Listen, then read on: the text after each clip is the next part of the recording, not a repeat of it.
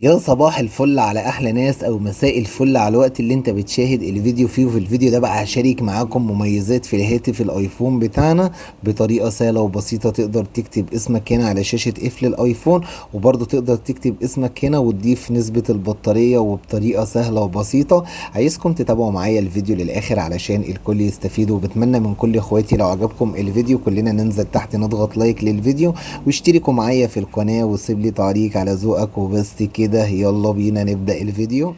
اول خطوة معانا علشان نضيف الاسم بتاعنا على شاشة قفل الايفون هنضغط على الاعدادات بالشكل ده، وبعد كده هننزل تحت خالص وهنضغط على التركيز من هنا، وبعد كده حضراتكم هنضغط على علامة الزائد في الاعلى بالشكل ده، وبعد كده هنضغط على مخصص من هنا، وحضرتك بقى هنا تقدر تضيف الاسم اللي انت عايزه. انا هضيف الاسم بتاعي بالشكل ده، هكتب ابراهيم، وهنا حضراتكم هكتب الاسم بتاعي. وبعد ما ضفت الاسم بتاعي بالشكل ده هننزل تحت، وهنا بقى نقدر نختار الشكل اللي احنا عايزينه. اختار الشكل ده، وبعد كده هنضغط على التالي، وبعد كده على تخصيص التركيز بالشكل ده. وبكده حضرتك هتلاقي الميزة انضافت معانا. كل ما علينا هنضغط على مركز التحكم من هنا، وهنضغط عليه ضغطة مطولة بالشكل ده، وهنختار الاسم اللي احنا ضفناه.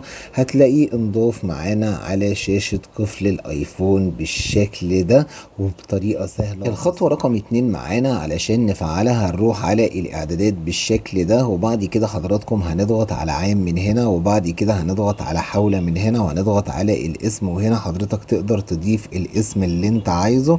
انا ضايف الاسم اللي انا عايزه. بعد ما ضفت الاسم اللي انا عايزه هنطلع من الاعدادات وهنسحب شاشة قفل الهاتف بالشكل ده، وبعد كده هنضغط عليها ضغطة مطولة من هنا، وبعد كده هنضغط على تخصيص بالشكل ده، وبعد كده هنختار شاشة القفل من هنا، وبعد كده حضراتكم هنضغط من هنا، وهنا بقى هنضغط على البطارية بالشكل ده، وهنضيف الإضافة اللي احنا ضفناها أو النص اللي احنا ضفناه. هختار النص بالشكل ده، ولازم بقى الميزة دي تضغط عليها من هنا علشان حضرتك لما تضغط عليها هتلاقيها تلقائي. لازم تلغي تلقائي علشان يظهر الاختيار اللي انت ضفته بالشكل ده.